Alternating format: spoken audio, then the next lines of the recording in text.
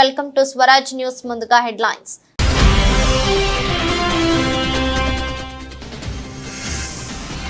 పోహరాదేవి ప్రాంతంలోని జగదాంబ ఆలయాన్ని సందర్శించిన మోదీ, ఆలయంలో ఏర్పాటు చేసిన డోలు వాయించిన ప్రధాని.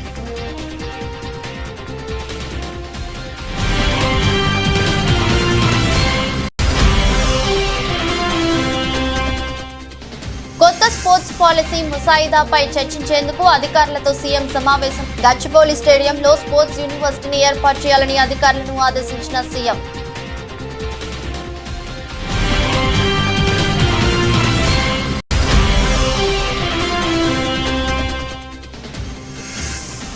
తిరుమలలో వీఐపీ సంస్కృతి తగ్గాలన్న సీఎం చంద్రబాబు. కొండపై గోవిందనామ స్మరణం తప్ప మరేమీ వినిపించకూడదని వ్యాఖ్య.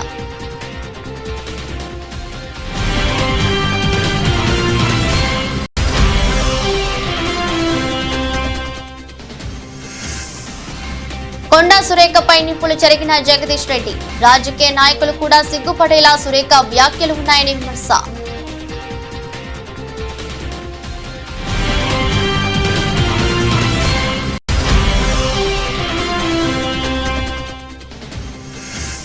తిరుపతి లడ్డు వ్యవహారంలో సుప్రీంకోర్టు తీర్పుపై స్పందించిన మాజీ సీఎం జగన్. చంద్రబాబు నిజ స్వరూపాన్ని సుప్రీంకోర్టు ఎత్తి చూపిందని వ్యాఖ్య.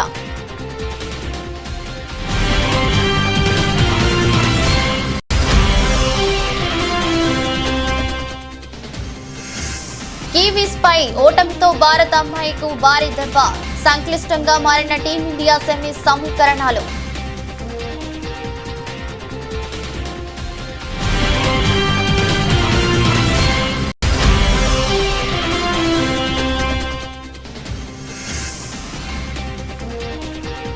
భారీ నష్టాల్లో స్టాక్ మార్కెట్. 2 రోజుల్లో 14 లక్షల కోట్ల నష్టం.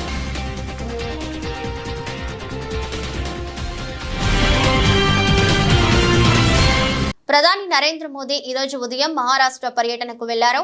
దీనిలో భాగంగా నాందేడ్ చేరుకున్న ఆయనకు బీజేపీ నేత అశోక్ చవాన్ స్వాగతం పలికారు. అనంతరం ప్రధాని నేరుగా పోహరదేవి ప్రాంతానికి వెళ్లారు.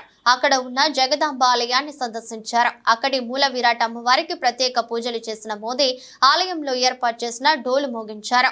ఆ తర్వాత సంత్ మహారాజ్ రామ్రావ్ మహారాజ్ సమాధి ఆయన చోటును సందర్శించి నివాళులర్పించారు. ఇక దేశవ్యాప్తంగా దేవి శరన్నవరాత్రి వేడుకలు ఘనంగా జరుగుతున్న విషయం తెలిసిందే.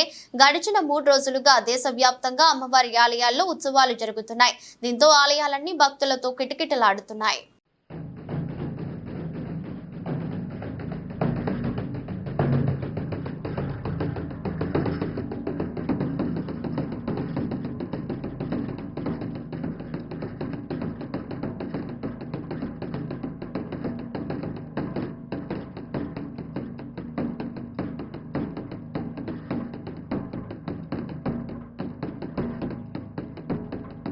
రాష్ట్ర ప్రభుత్వం కొత్తగా నెలకొల్పనున్న స్పోర్ట్స్ యూనివర్సిటీని గచ్చిబౌలి స్పోర్ట్స్ స్టేడియం ప్రాంగణంలోనే ఏర్పాటు చేయాలని సీఎం రేవంత్ రెడ్డి అధికారులను ఆదేశించారు.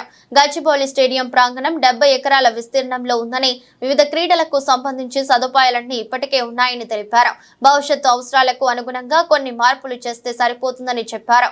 సచివాలయంలో కొత్త స్పోర్ట్స్ పాలసీ ముసాయిదాపై చర్చించేందుకు అధికారులతో సీఎం సమావేశమయ్యారు. ఈ సందర్భంగా మాట్లాడుతూ క్రీడా విశ్వవిద్యాలయాన్ని young India physical education and sports యూనివర్సిటీగా వ్యవహరించాలని సూచించారు.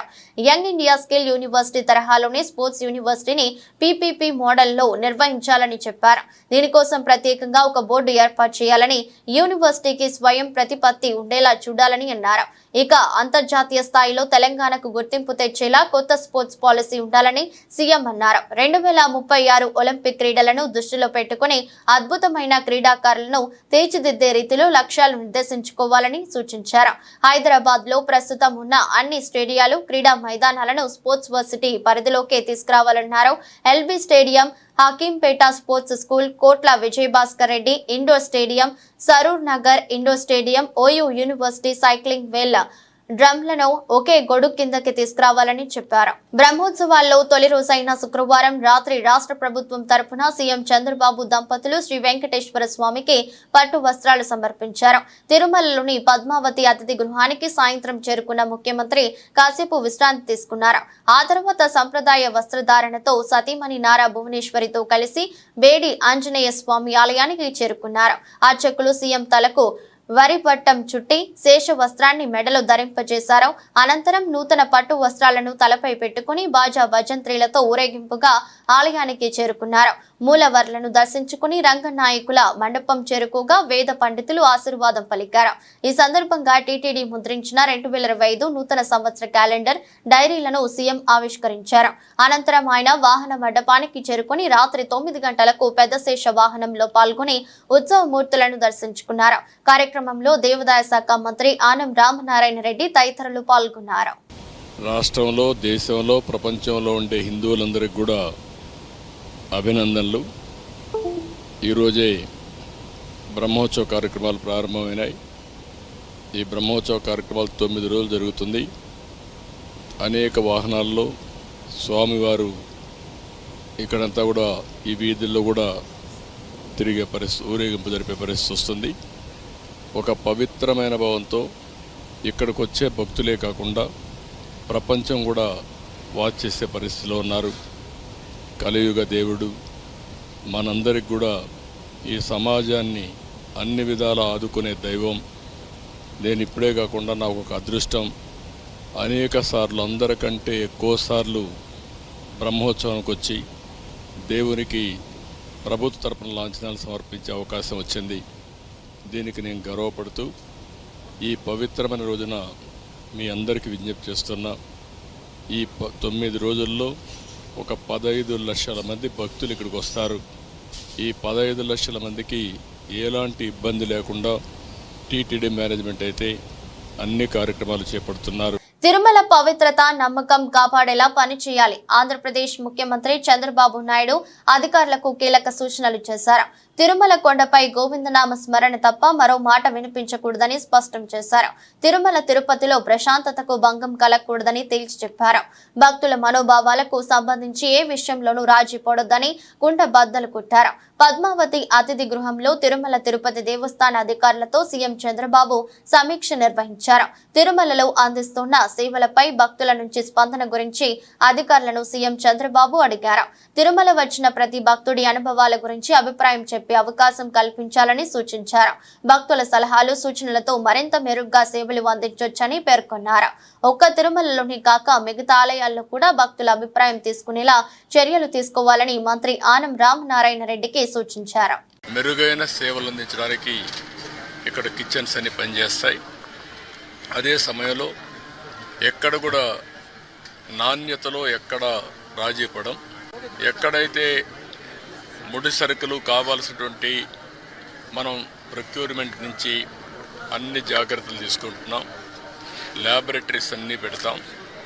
ఆ ల్యాబొరేటరీస్లో అన్ని టెస్ట్ అవుతాయి, అన్ని రికార్డ్ చేసుకుంటారు.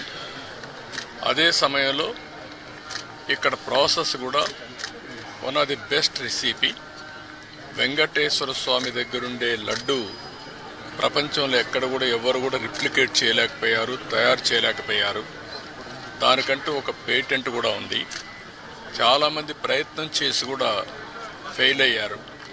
అలాంటి పవిత్రమైన లడ్డుని కానీ, ఇక్కడుండే జిలేబీ కానీ, ఇక్కడుండే మైసూర్ పాక్ కానీ, దేనికి దానికి ఒక ప్రత్యేకత ఉంది. వడకు కూడా ఒక ప్రత్యేకత ఉంది. అలాంటి మళ్ళీ ఇవన్నీ కూడా టోటల్గా ప్రక్షాళన చేసి రాబోయే రోజుల్లో ఫీడ్బ్యాక్ కూడా తీసుకుంటాం. ఈ రోజు మీరు చూస్తే మంత్రి కొండా సురేఖ మాటలు ఆమె మానసిక స్థితిపై అనుమానాలు వచ్చేలా ఉన్నాయని మాజీ మంత్రి ఎమ్మెల్యే జగదీష్ రెడ్డి అన్నారు. స్థాయి లేని వారికి మంత్రి పదవి రావడంతో అడ్డగోలుగా మాట్లాడుతున్నారని దుయ్యబట్టారు. సురేఖ మాటలు సొంత పార్టీ నాయకులు సైతం సిగ్గుపడేలా ఉన్నాయని అన్నారు. శుక్రవారం ఆయన సూర్యాపేటలో మీడియాతో మాట్లాడారు. మూసీ నదిని ఏదో ప్రక్షాళన చేస్తామని కాంగ్రెస్ ప్రభుత్వం, ఆ పార్టీ నేతలు పదే పదే ప్రగల్భాలు పలుకుతున్నారని, కానీ ముందు మురుగుతో కూడుకుపోయిన వారి బుర్రలను ప్రక్షాళన చేసుకోవాలని సూచించారు. సరే, కొండా సురేఖ గారి మాటలు గత వారం రోజులుగా చూస్తూ ఉన్నాం. వారి మానసిక స్థితి విషయంలో అనుమానం వచ్చే విధంగా ఉన్నాయి ఆ మాటలన్నీ కూడా. ఒక మంత్రిగా అటువంటి మాటలు మాట్లాడతారు అని చెప్పి ఎవరు కూడా ఊహించారు. బహుశా అయితే ఆమెకు మంత్రి స్థాయి లేకుండా పెద్ద పదవి వచ్చిందని అనుకోవాలి, లేదా ఆమె మానసిక స్థాయి విషయంలో వాళ్ళ కుటుంబ సభ్యులు ఒకసారి ఆలోచన చేసుకోవాలి. ఈ మొత్తం ఎపిసోడ్ విషయానికి వస్తే ఇప్పటివరకు అసలు కేటీఆర్ అనబడే నాయకుడు ఈ ఎపిసోడ్లో ఎక్కడ కూడా లేడు. వాస్తవానికి కేటీఆర్ గారు బహుశా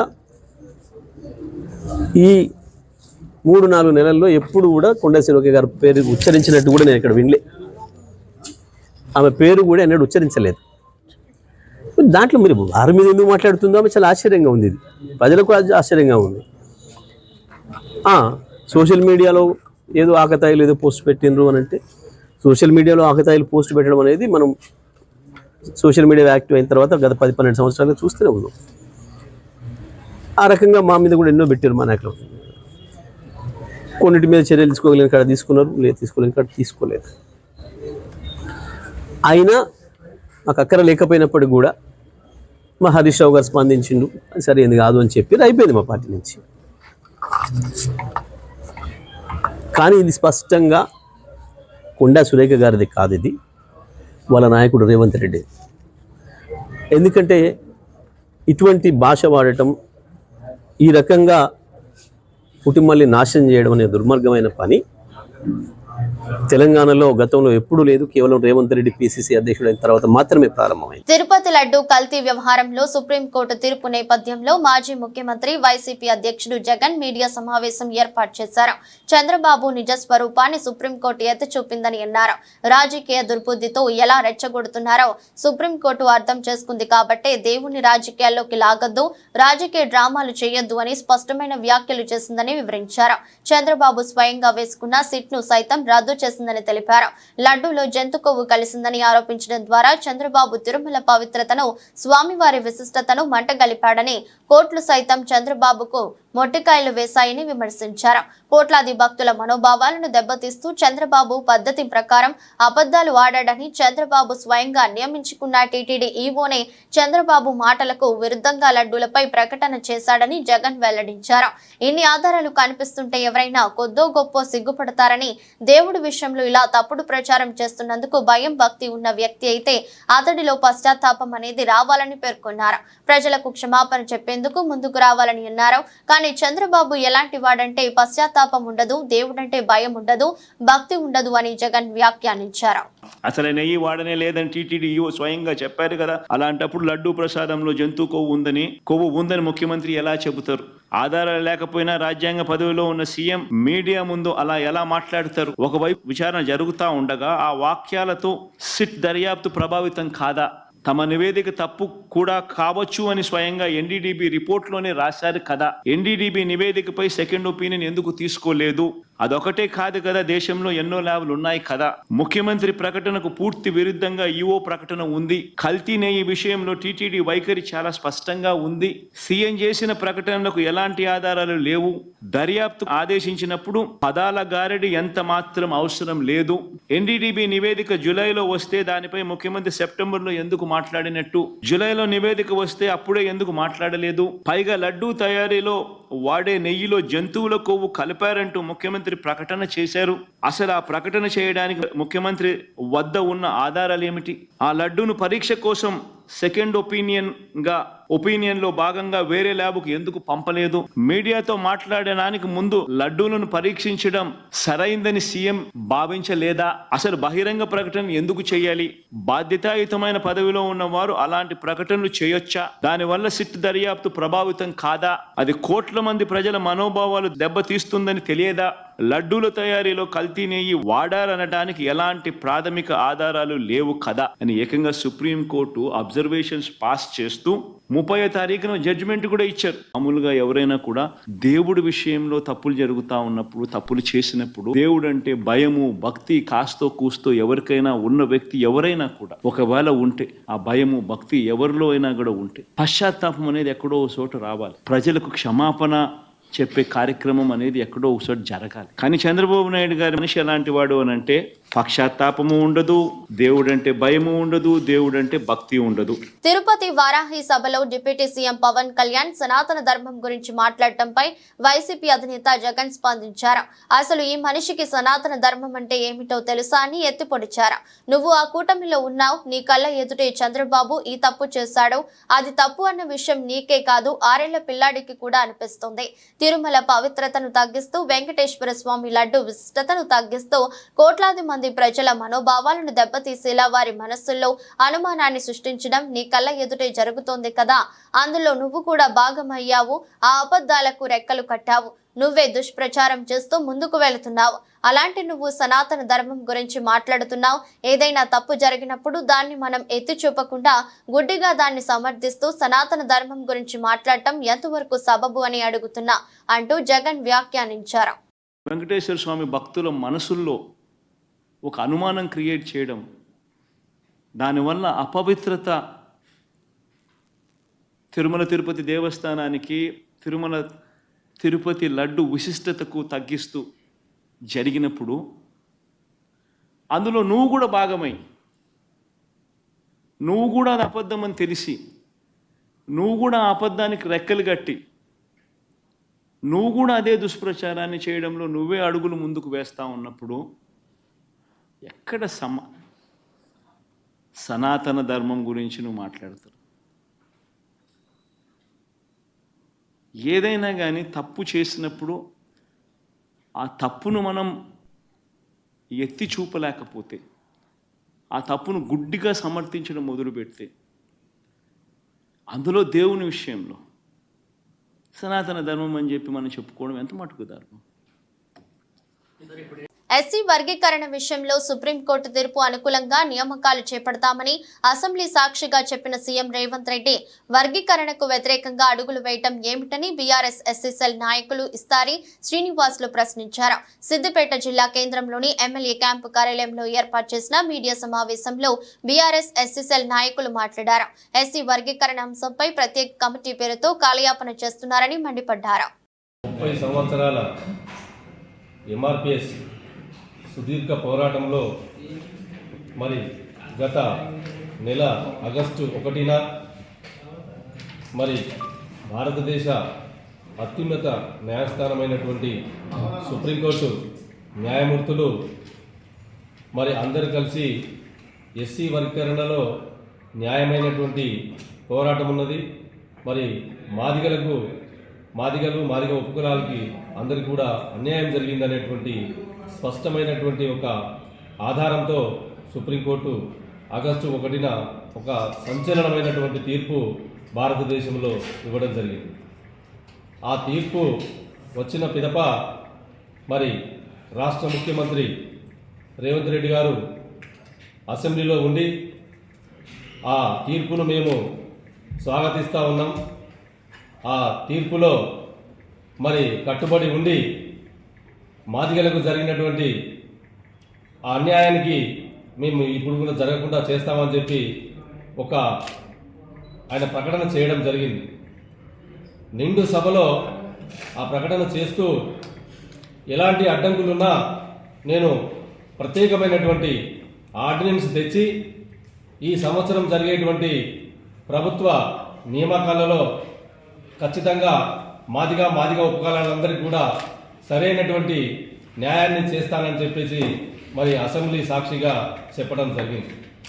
మరి దాన్ని దృష్టిలో పెట్టుకొని మా గౌరవ మందకృష్ణ మాదిగ గారు అదే నెలలో ఆగస్టు 24వ తారీఖున మరి మాదిగ ఎమ్మెల్యేలు, మాదిగ మంత్రి అయినటువంటి శ్రీ దామోదర్ రాజనరసింహ గారిని తీసుకొని వెళ్ళి మరి అదే ముఖ్యమంత్రి గారికి మరి మీరు ఆర్డినెన్స్ తెస్తామని చెప్పారు కాబట్టి త్వరితగతిన ఇలాంటి ఆర్డినెన్స్ తెచ్చి వచ్చే ఈ నియామకాలలో మాదిగ ఉపకులాలందరికీ కూడా న్యాయం జరగాలని చెప్పేసి విన్నపం చేయడం జరిగింది. రాష్ట్ర ముఖ్యమంత్రి నారా చంద్రబాబు నాయుడు ఉండవల్లిలోని నివాసంలో రాష్ట్ర ప్రభుత్వం ధాన్యం సేకరణపై తీసుకుంటున్న విధి విధానాలపై సమీక్ష నిర్వహించారు. సమావేశంలో పౌర సరఫరాల శాఖ మంత్రి నాదెండ్ల మనోహర్ ఉన్నతాధికారులు ఉన్నారు. కానూరు రోడ్ సివిల్ సప్లై భవన్లో రైతు సంఘాలతో రైస్ మిల్లర్ల అసోసియేషన్ సంఘాలతో కేంద్ర ప్రభుత్వం కొత్తగా రూపొందించిన విధి విధానాలపై సదస్సు ఏర్పాటు చేశారు.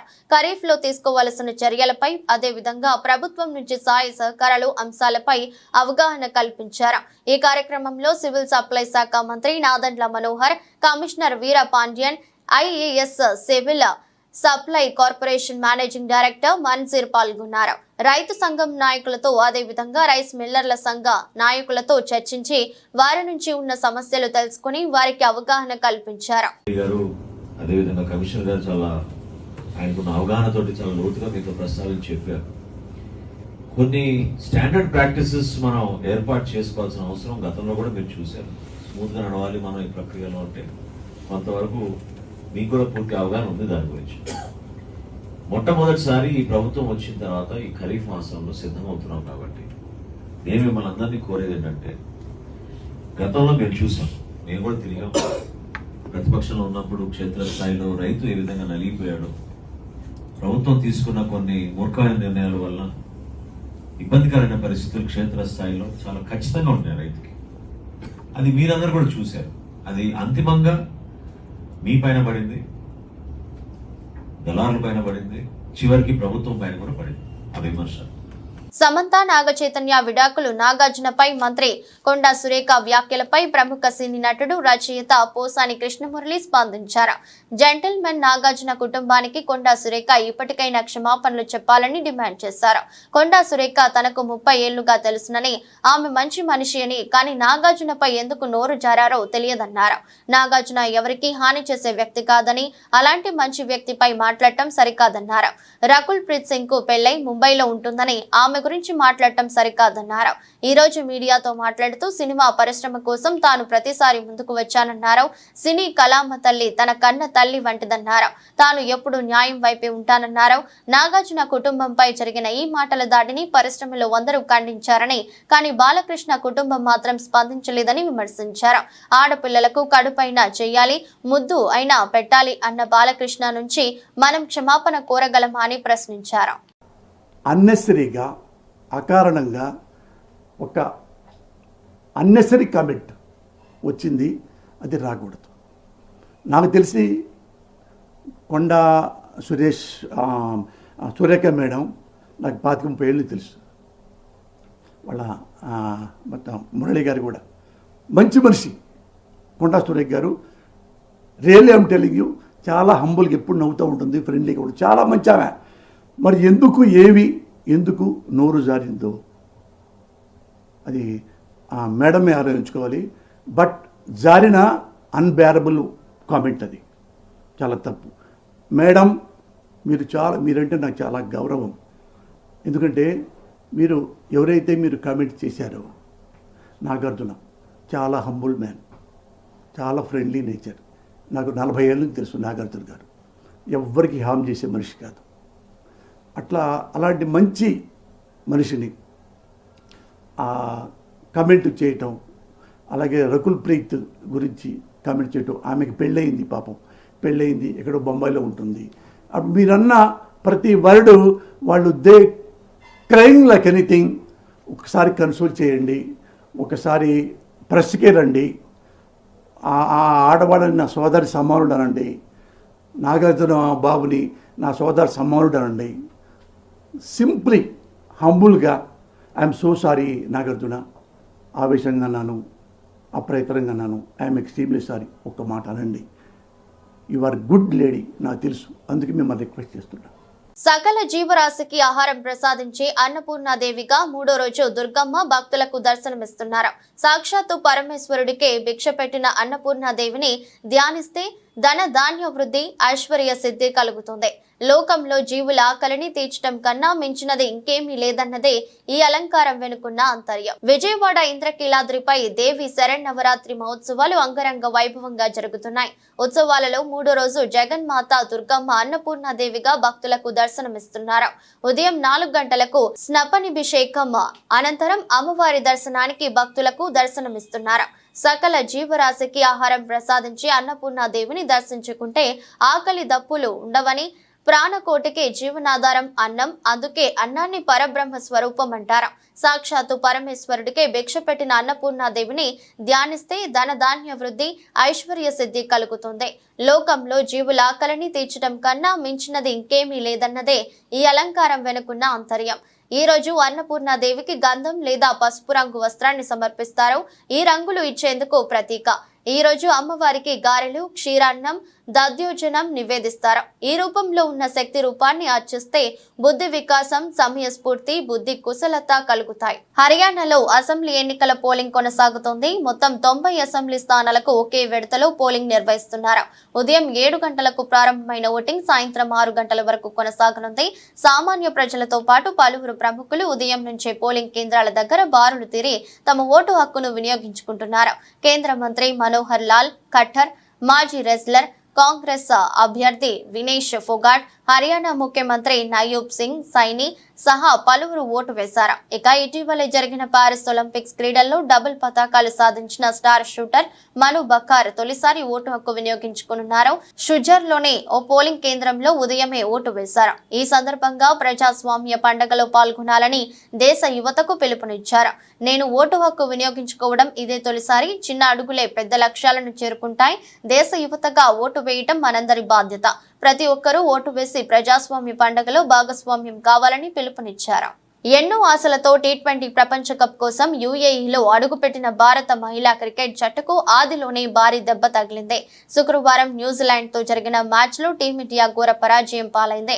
దీంతో భారత మహిళా క్రికెట్ జట్టు కష్టాల్లో పడింది. దుబాయ్ ఇంటర్నేషనల్ స్టేడియంలో జరిగిన ఈ మ్యాచ్ లో ఇండియాను కివీస్ ఏకంగా 58 పరుగుల తేడాతో ఓడించింది. ఈ ఓటమి భారత సెమీఫైనల్ ఆశలపై నీళ్లు చల్లింది. దీంతో తన తర్వాత 3 మ్యాచ్ల్లో టీమిండియా తప్పక గెలవడంతో పాటు మంచి నెట్ రేట్ ను కలిగి ఉండాల్సిన పరిస్థితి ఏర్పడింది. అప్పుడే భారత జట్టు ఇతర జట్ల సమీకరణాలపై ఆధారపడకుండా నేరుగా సెమీస్ కు చేరుతుంది. లేని పక్షంలో గ్రూప్ దశ నుంచే ఇంటి ముఖం పట్టాల్సి ఉంటుంది. ఇలా ఈ ఒక్క ఓటమితో భారత్ సెమీస్ అవకాశాలు సంక్లిష్టమయ్యాయి. ఇక గ్రూప్ ఏలో ఉన్న జట్లలో ఆస్ట్రేలియాతో భారత జట్టు గెలవడం అనేది చాలా కష్టం. ఇప్పటికే న్యూజిలాండ్ తో జరిగిన మ్యాచ్ లో భారీ ఓటమితో భారత రన్ రేట్ దారుణంగా 2.900గా ఉంది. దీంతో టీమిండియా ఇప్పుడు పాయింట్ల పట్టికలో ఆఖరి స్థానంలో ఉంది. భారత సెమీస్ చేరాలంటే తన తరువాతి 2 మ్యాచ్ల్లో పాకిస్తాన్, శ్రీలంకలను మంచి రన్ రేట్ తో ఓడించాలి. తద్వారా టీమిండియా ఖాతాలో 4 పాయింట్లు చేరడంతో పాటు మంచి రన్ రేట్ కూడా ఉంటుంది. ఇక 6 సార్లు టీ20 ఛాంపియన్ గా నిలిచిన ఆస్ట్రేలియాతో భారత్ తన చివరి గ్రూప్ స్టేజ్ మ్యాచ్ ఆడనుంది. ఒకవేళ ఈ మ్యాచ్ లో ఆసీస్ ను ఓడిస్తే మనకు ఇంకా పెద్ద ప్లస్ అవుతుంది. ఒకవేళ ఆస్ట్రేలియా చేతిలో ఓడిపోతే న్యూజిలాండ్ తమ మిగిలిన 3 మ్యాచ్ల్లో 2 మ్యాచ్లోనైనా పరాజయం పొందాలి. అప్పుడు సమీకరణం మెరుగైన రన్ రేట్ కారణంగా భారత్ కు సెమీఫైనల్ చేరే అవకాశం ఉంటుంది. దేశీయ స్టాక్ మార్కెట్ శుక్రవారం భారీ నష్టాల్లో ముగిసింది. మిడిల్ ఈస్ట్ లో ఉద్రిక్తతల నేపథ్యంలో అంతర్జాతీయ మార్కెట్లు నష్టపోయాయి. ఈ ప్రభావం భారత మార్కెట్ పై పడింది. స్టాక్ మార్కెట్ వరుసగా 5వ రోజు నష్టపోయింది. బిఎస్ఈ లిస్టెడ్ కంపెనీల మార్కెట్ క్యాప్ 2 రోజుల క్రితం 475 లక్షల కోట్లు కాగా ఈ రోజు మార్కెట్ ముగిసిన తర్వాత 461 లక్షల కోట్లకు పడిపోయింది. 2 ట్రేడింగ్ సెషన్లలోనే భారత ఇన్వెస్టర్లు 14 లక్షల కోట్లకు పైగా నష్టపోయారు. సెన్సెక్స్ 808 పాయింట్లు నష్టపోయి 81,688 పాయింట్ల వద్ద ముగిసింది. నిఫ్టీ 235 పాయింట్లు క్షీణించి 25,014 వద్ద స్థిరపడింది. Mahindra and Mahindra, Bajaj finance, Nestle, Asian companies, Bharti Airtel, UltraTech cement, ITC, HUL, power grid, HDFC bank, Reliance, Bajaj Finserv, ICICI bank, NTPC top loser గా నిలిచాయి. Infosys, tech Mahindra, Wipro, Tata motors, Axis bank, TCS, SBI top గెయినర్లుగా నిలిచాయి. వార్తలు ముగించే ముందు మరోసారి హెడ్లైన్స్.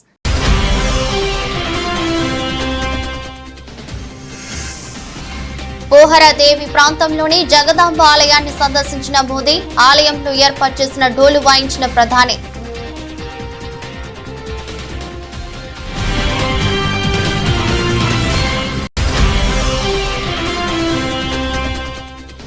కొత్త స్పోర్ట్స్ పాలసీ ముసాయిదాపై చర్చించేందుకు అధికారులతో సీఎం సమావేశం. గచ్చిబౌలి స్టేడియంలో స్పోర్ట్స్ యూనివర్సిటీని ఏర్పాటు చేయాలని అధికారులను ఆదేశించిన సీఎం.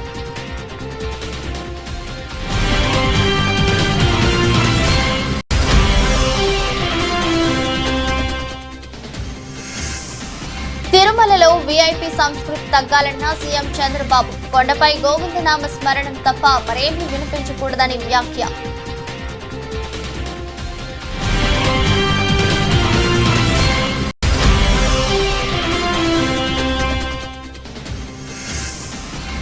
కొండా సురేఖపై నిప్పులు చెరిగిన జగదీష్ రెడ్డి. రాజకీయ నాయకులు కూడా సిగ్గుపడేలా సురేఖ వ్యాఖ్యలు ఉన్నాయని విమర్శ.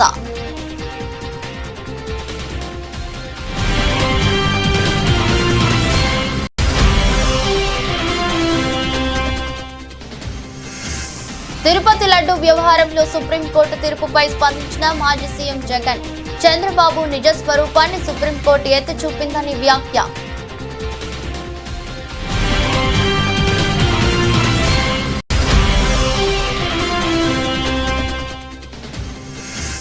కివీస్ పై ఓటమితో భారత అమ్మాయికు భారీ దెబ్బ.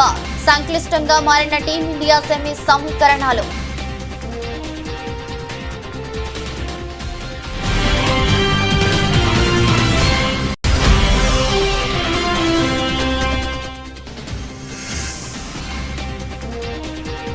భారీ నష్టాల్లో స్టాక్ మార్కెట్. 2 రోజుల్లో 14 లక్షల కోట్ల నష్టం.